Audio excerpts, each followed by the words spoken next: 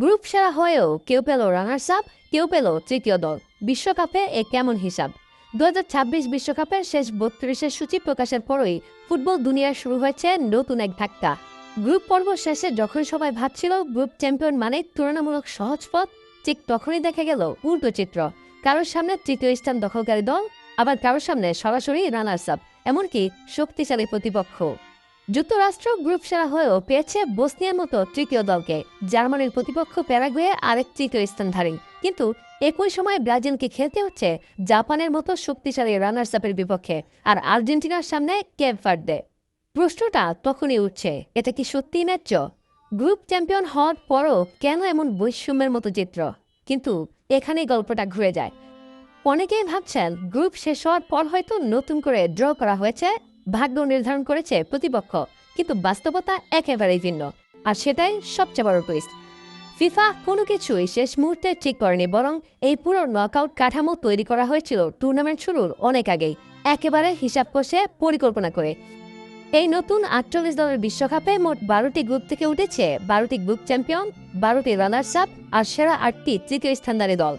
মোট 32 দল, যেখান থেকে শুরু নকআউট পর্ব। কিন্তু আসল জটিলতা শুরু এখানেই। 12টি গ্রুপ চ্যাম্পিয়ন, কিন্তু তৃতীয় স্থানধারী দল মাত্র 8টি, অর্থাৎ সবাইকে সমানভাবে সহজ প্রতিপক্ষ দেওয়া গণিতের দিক থেকেই অসম্ভব। সর্বোচ্চ 8টি গ্রুপ সেরা তৃতীয় স্থানধারী দল পেতে পারে, বাকি 4টি গ্রুপ চ্যাম্পিয়নকে বাধ্য হয়ে খেলতে হবে রানার্স আপের বিপক্ষে। আর এখান থেকেই তৈরি হয় এই অসম ম্যাচ আপের চিত্র, যা বাইরে থেকে দেখলে বিভ্রান্তিকর মনে হলেও ভেতরের হিসাবটা একেবারেই নির্ভুল। কিন্তু গল্পটা এখানে শেষ না। সবচেয়ে বড় রহস্য হলো ফিফা গ্রুপ পর্ব শেষ হওয়ার পর কোনো নতুন ড্র করেনি, বরং টুর্নামেন্ট শুরুর আগেই তৈরি করা হয়েছিল 495টি সম্ভাব্য ম্যাচ কম্বিনেশন। মানে কি দাঁড়ায়, কে কোন গ্রুপ থেকে তৃতীয় হয়ে উঠবে সেই 495টি সম্ভাবনার প্রতিটির জন্য আগে থেকে নির্ধারণ করা ছিল।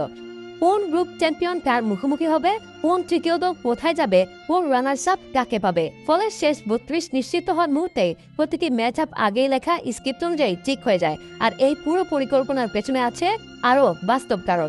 বিশ্বকাপ এবার 3 দেশে, যুক্তরাষ্ট্র, কানাডা ও মেক্সিকোতে। লম্বা ভ্রমণ দূরত্ব, স্টেডিয়াম শিডিউল, ব্রডকাস্ট টাইমিং, নিরাপত্তা পরিকল্পনা আর খেলোয়াড়দের বিশ্রাম, সবকিছু একসাথে সামলাতে হলে শেষ মুহূর্তে নতুন ড্র করা প্রায় অসম্ভব ছিল।